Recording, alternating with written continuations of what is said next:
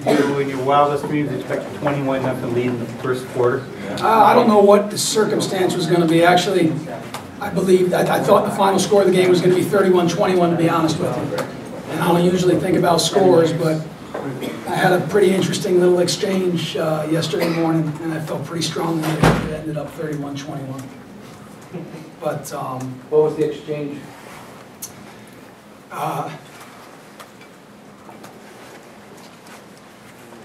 I was in church. Went to church yesterday morning, and it was all right at the chapel up here, and it was dark. I sat in the front row, and as I would routinely do, and just talk about how thankful we are. And as I'm sitting there by myself, I look down, there's a little card. No idea why it was there. No one knew I would be there. And the card was Proverbs 21:31, which is, the horse is prepared this day for battle, but victory is in the hands of the Lord. And I just felt very strongly that we had prepared our guys to the best of our ability. And in some ways, it might have been a little bit out of our hands today. So I woke up about 4 o'clock this morning, and I got another text from a friend of mine who's a fellow coach, and he texted me the same exact scripture last night. And that's what led me to think it might have been 31-21, but it wasn't. Glenn, what did you say to the guys in the locker room afterwards, and what was the scene in there? I told them how proud I am of them, how grateful I am for them. And a year ago, we were sitting in a locker room crying, and I was crying this time because I'm a crier, but different tears. And I told them a story about last year. After the game, I had an opportunity to go down to the national championship game. And I went down there the week after we lost to Whitewater, and we were blessed to have Fritz as a finalist for the Player of the Year. And I sat down there for 3 days, and I took it all in, and it hurt. It hurt. And all I kept thinking about was how much of a failure I was, because I didn't have an opportunity to share that experience with the other 58 guys. And how grateful I am that we have that chance now. Iowa, you're getting pretty used to reaching the end zone. Can you kind of describe that play for us? When you saw it come? Man, I think it was like a mirror image of the same play that happened last time. Quarterback pitched the ball, and the running back was following it, and I was pursuing to the sideline. And then Ryan Deese, man, came and knocked that running back out, and the ball's on the ground. And like in my mind, I'm thinking same thing. So don't be slow this time. So I picked up that ball. And I just went. I wasn't stopping. That's all there is to it. You just quote the last thing I said because it's the same thing. You only had to go about a third as farther. Yeah, that was really good on the lungs, I'll tell you that.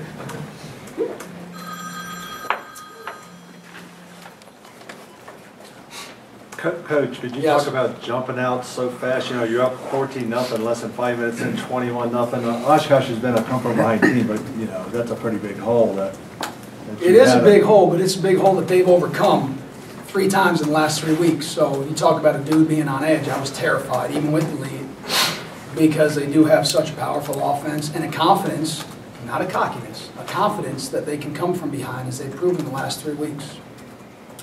And that third score, I think, was really the big one. We talk quite a bit. Anytime we have an opportunity, 9 and 17 are the 2 big margins for us. You get up 9, 2 scores, 17, 3 scores. We're usually pretty good.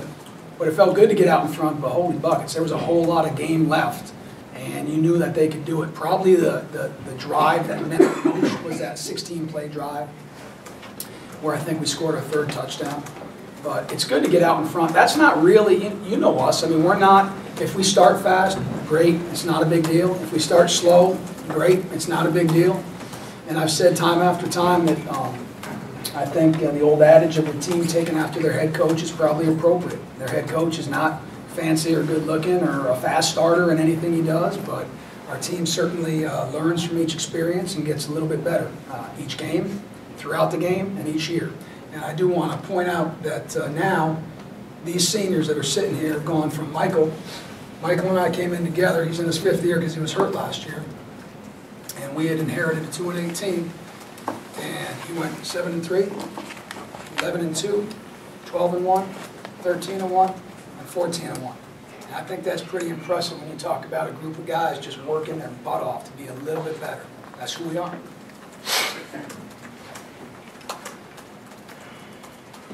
Mike, if I could ask you a question on your defense, did such a good job today of not letting your offense's turnovers get converted into points. You guys made some nice stops, when they could have swung the momentum the other day. Could you talk a little bit about the way you guys, you stopped them on some 4th down, some key plays? Coming into the game, we knew Oshkosh was a very talented, very dynamic offense. They can hit with a lot of different weapons in a lot of different ways. So we knew our best asset was going to be our team defense this week. Everyone does their assignment. You don't try to be Hercules out there. Don't try to do someone else's job. You do your job. You fit your gap. And that's what we pride ourselves on, is being a team defense. Once you do your job, you get to the ball, 11 hands to the ball. So that was our emphasis, team defense, doing your responsibility and getting to the ball. I thought we did a pretty good job of that today. That's going to be pretty huge for you next week against that offense, too. Yeah, it's big every week. Sidebar, I think I just mentioned we were 13-1 and now we're 14-0. Yes, it That's is. an important If you want to cut that one in, you guys let me know. I'll let you go back. Hey, Brenton, the Titans only averaged, giving up 91 rushing yards a game, and you guys posted 191 against them. What was the key to be, gaining so many yards on the running game? I don't know, I guess the key probably was just to chip away at them, and then our scheming at halftime, we came in, made some adjustments, and those seemed to pay off for us. Matt O'Connell also did a great job running the ball up there today, taking a little pressure off me, and our O-line just chipped away at them, and we tired them out. So I think it was a big game for us running the ball, being able to show our dynamic, or how dominant we can be running the ball. When did you notice them tiring out? When did it become apparent? I believe it was on that 16-play drive that Coach talked about. We started to see a little bit of a fatigue. They don't roll a whole lot of guys in on defense, so it started to take a little bit of toll on their guys, and saw them a little bit huffing and puffing, and that's when you got to just push them over the edge. Maybe Tremaine and I could talk, or any of the defenders talk about this. In 4th quarter, they down by 14, and you guys had back-to-back 3-and-out stops. Forced him to punt twice so you could get the ball back and take some more time off the clock. Were they showing you anything different? Because obviously he was going to drop back and mostly throw. Tremaine? No, they weren't showing us anything different.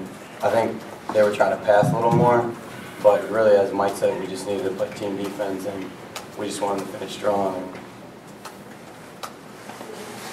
I believe our nose guard had 2 sacks within that time, and he's been a complete workhorse for us all season. It's not a beautiful job, but he got paid today, and he's been playing all season like a true warrior. Good to see.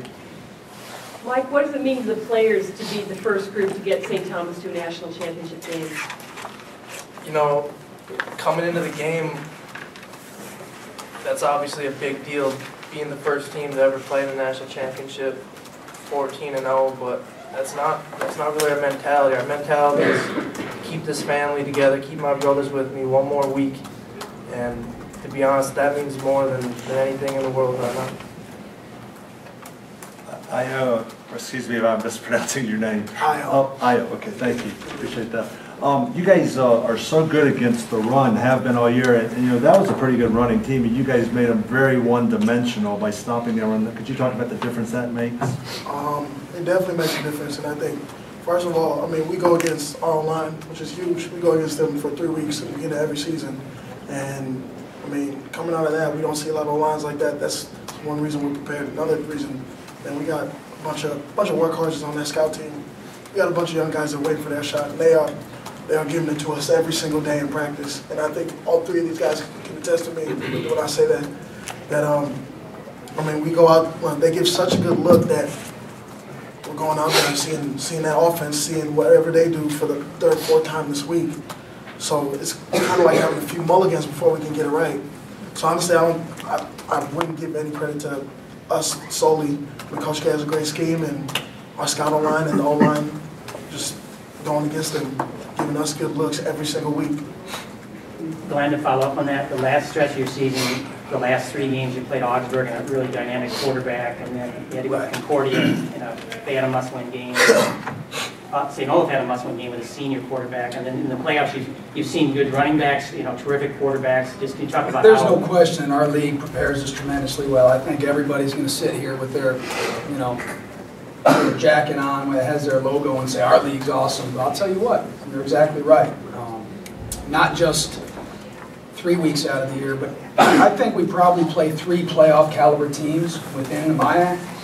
And as you alluded to towards the end of the season, shoot, we went up to Concordia. I view that as very similar to this game. Senior-laden group, tough, well-coached, great kids, and we were able to come out of that one. And I think those types of wins, the 37-0 over Bethel, which I also think is a very good football team, probably gave us a little bit of confidence that we've been here in these scenarios before, maybe not in this exact one, but very similar scenarios. If you really want to take it, today probably speaks volumes for the credit that our league gets. And frankly, I don't know if it gets the credit it deserves. That's not my job to decide. I do know that we just went up against a team that had 6 first-team all-region picks, 6 in one of the polls that came out, and our team had 1.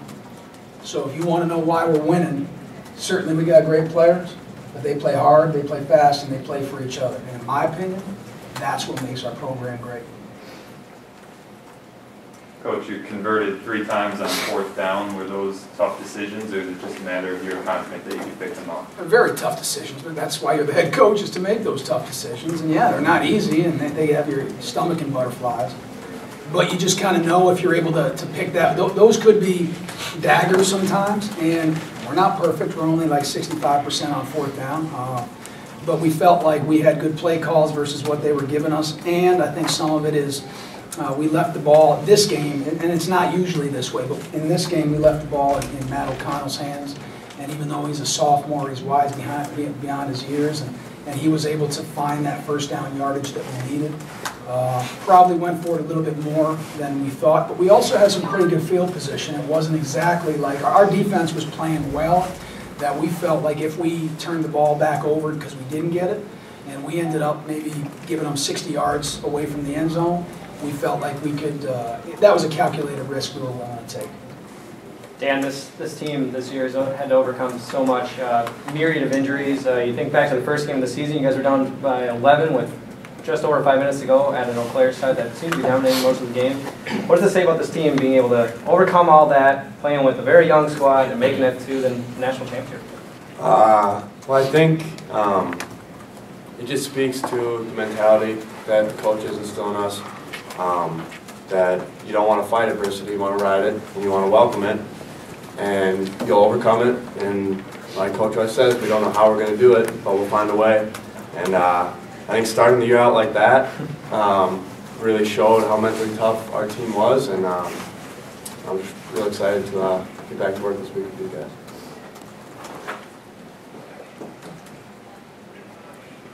Any of the players? How come your coach is the only one who's crying? Because I'm a crier. It's because I wiped mine off before I came out here. Damn me for a minute. What's it going to be like with so many underclassmen playing in a national championship game? I don't know. I don't know. We'll figure it out. But, I mean, really, you think about it. Holy cow. We're sitting there in the 3rd quarter, and we're going for it on 4th down. And I'm looking out on the field, and I see the ESPN cameras in your face, and you know you're in a national semifinal. We got a freshman right tackle, we got a freshman left tackle, we got a freshman tailback, and we got a freshman wide receiver, we got a freshman fullback in there, and I'm saying, holy cow, this is really something. It kind of hit me at that moment when we have all those guys in there. Then we converted. And it kind of makes you feel like if we continue to work, as these guys have so far, that maybe there's an opportunity for us to continue that upward trajectory. But I'd be lying if I said I know what it felt like. Don't know. Never been there. We'll see this week. What do you know about Mount Union? They're awesome. I mean, really? I had an opportunity to sit last year on that trip down to Salem, and before the game I had an unbelievable blessing in sitting with Coach Karras, who I still think is the standard. If you're a coach, and I'm not saying Division III coach, if you're a football coach, no matter what level or where you are in the country, I think Coach Karras is the standard that we should all probably judge ourselves against. Here's a guy that has 10 national championship rings. 10. He gets another one, he doesn't have a finger to put it on. And that's a lot, right? And yet he still approaches every day with a workmanlike attitude, very even-keeled, and I'm sure he's emotional too. But I think they're amazing. And in years past, they've always had that unbelievable offense. You always know about their tailback, you always know about their quarterback. But this year, I am just so impressed with their defense. Help me out here, Pat. Maybe 5 or 6. It was 6 shutouts in a row? 6 shutouts. 6. That's 24 quarters without a score. And there's a reason why they're as great as they are. So they're amazing. But I will tell you, just like when we took the job and they said, well, how about St. John's? Can you get them? And I told them I'm not trying to be the next St. John's. And although I respect the heck and love Coach Karras and what they do there, we're not trying to be the best Mount Union. The next Mount Union, we're trying to be the best St. Thomas we could possibly be. And I'm okay with that. Matt, we ran into your little cousin earlier today, and she had a happy birthday Matt sign. Is this the best birthday present you're going to get this year? Well, certainly I don't consider it. I didn't consider whether we win or lost to be like the gift or whatever. I just wanted to come out and play with my teammates, and certainly I'm going to have an awesome week after my birthday. So I think that's such a blessing in itself. Coach, I'm going to ask Curtis, but then you can chime in. The one group that probably is totally been off the radar all year, just sort of take for granted, the offensive line. But can you talk about what you guys accomplished in the group this year and just your mentality? Yeah, we love being off the radar. You know, I mean, if they're focusing on other things, that means that we can just beat dirty and get down and get our work done, and that's what we pride ourselves on anyways. You know, and I think that when you talk about injuries, the O-line has been hit too. I think the wide receivers are probably the biggest stretch, but next to that is the O-line. We've had ankles and knees and backs and, you know, anything you can think of. And we've been able to just kind of replace and move, and that's the sign of not only a great team or a great O-line, but a great program, the structure we've had. And as Coach alluded to earlier, you know, we have sometimes out there 2, if not 3 freshmen on the field with our O-line, and they step in and they play like seniors, you know, and that's something you don't find in a whole lot of groups, and that's not something that you find in a whole lot of teams, but it's very special to this group this year. Before we went out on the field, before our 4th touchdown, I told the offensive line what I'll tell you right now, and I said, we had a TV timeout, and I said, just take a minute and look around. I said, look at what you have. Look at what you've helped build. And keep in mind that when we got here, we said we were going to build this thing based on the offensive line. And that we were going to have great defense, we were going to run the ball and stop the run. But our program was going to go the way of the offensive line. And the reason why is because I believe that's a position group that exemplifies what we all strive to be as a team. They don't get credit. Shoot, we've had 4 of these press conferences, and you even ask him to come to the table. He's sitting over there by himself, you know. And they don't care who gets the credit. They're just happy that their successes come from the team. It is the most selfless position group that I think there is in football. And the reason why I believe these guys are here is because we do put our offensive line on a pedestal. And Curtis is a wonderful example of that. It doesn't matter who gets the credit as long as the work gets done. Coach, what does it say about Matt that he took over first-year starter for Dakota and he's taking you guys to the national championship? It means he's a good football player. And he's, I've said this before, when we started recruiting Matt, and I didn't know if we would have an opportunity to get him, because here's a guy that comes out of Wisconsin as the all-time state leader with 10, 11,000 yards, somewhere in that neighborhood. I mean, you can miss by 1,000 yards and be in the same neighborhood. That's a good neighborhood. And yet he's a 4.0, valedictorian of his class, and has had the entire town of Clear Lake watching him since he was in 7th grade, and has had that pressure. And Anna Marie right now is 8 years old, our oldest kid. And in 12 years, if she ever came knocking on our front door with a man like Matt O'Connell, we would be the proudest parents in the world. So yes, he has great genes, and yes, he has fantastic abilities, but what makes him go is his mind and his heart, just like the rest of these guys, no different.